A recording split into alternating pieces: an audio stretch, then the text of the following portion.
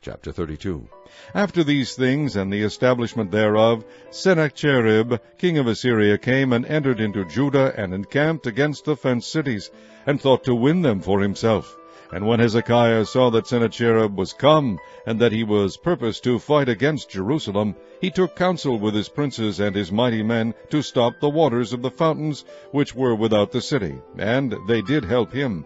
So there was gathered much people together, who stopped all the fountains, and the brook that ran through the midst of the land, saying, Why should the kings of Assyria come and find much water? Also he strengthened himself, and built up all the wall that was broken, and raised it up to the towers, and another wall without, and repaired Millo in the city of David, and made darts and shields in abundance. And he set captains of war over the people, and gathered them together to him in the street of the gate of the city, and spake comfortably to them, saying, Be strong and courageous, be not afraid nor dismayed for the king of Assyria, nor for all the multitude that is with him, for there be more with us than with him. With him is an arm of flesh, but with us is the Lord our God to help us, and to fight our battles. And the people rested themselves upon the words of Hezekiah king of Judah. After this did Sennacherib king of Assyria send his servants to Jerusalem, but he himself laid siege against Lachish, and all his power with him, unto Hezekiah king of Judah, and unto all Judah that were at Jerusalem, saying, Thus saith Sennacherib king of Assyria, Whereon do ye trust, that ye abide in the siege in Jerusalem?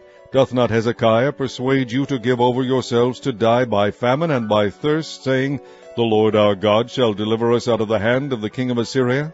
Hath not the same Hezekiah taken away his high places and his altars, and commanded Judah and Jerusalem, saying, Ye shall worship before one altar, and burn incense upon it?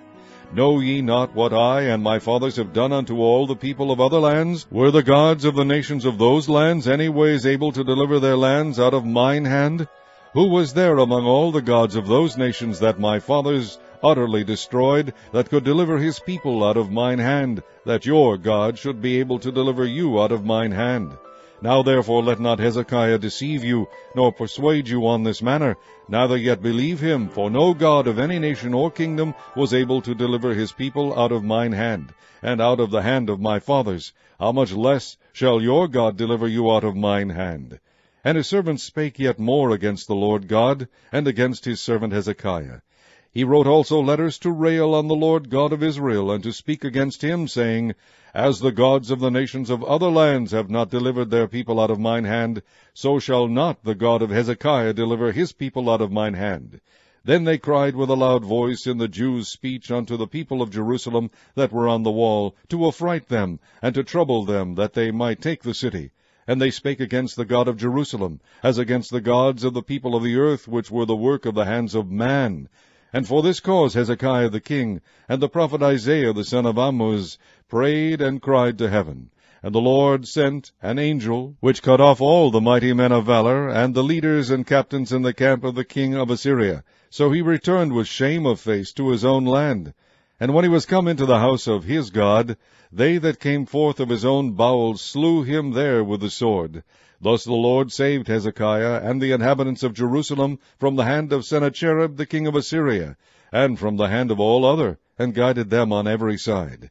And many brought gifts unto the Lord to Jerusalem, and presents to Hezekiah king of Judah, so that he was magnified in the sight of all nations from thenceforth.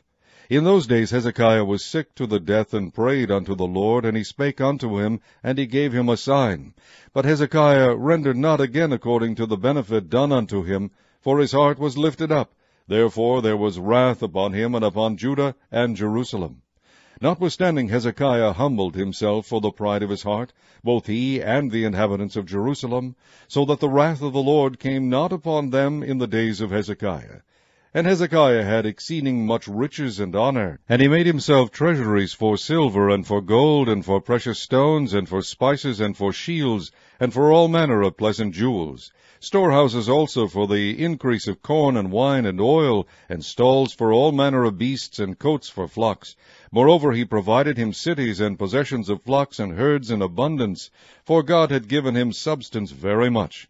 This same Hezekiah also stopped the upper watercourse of Gihon, and brought it straight down to the west side of the city of David. And Hezekiah prospered in all his works. Howbeit, in the business of the ambassadors of the princes of Babylon, who sent unto him to inquire of the wonder that was done in the land, God left him to try him, that he might know all that was in his heart. Now the rest of the acts of Hezekiah and his goodness, behold, they are written in the vision of Isaiah the prophet, the son of Amoz, and in the book of the kings of Judah and Israel. And Hezekiah slept with his fathers, and they buried him in the chiefest of the sepulchres of the sons of David.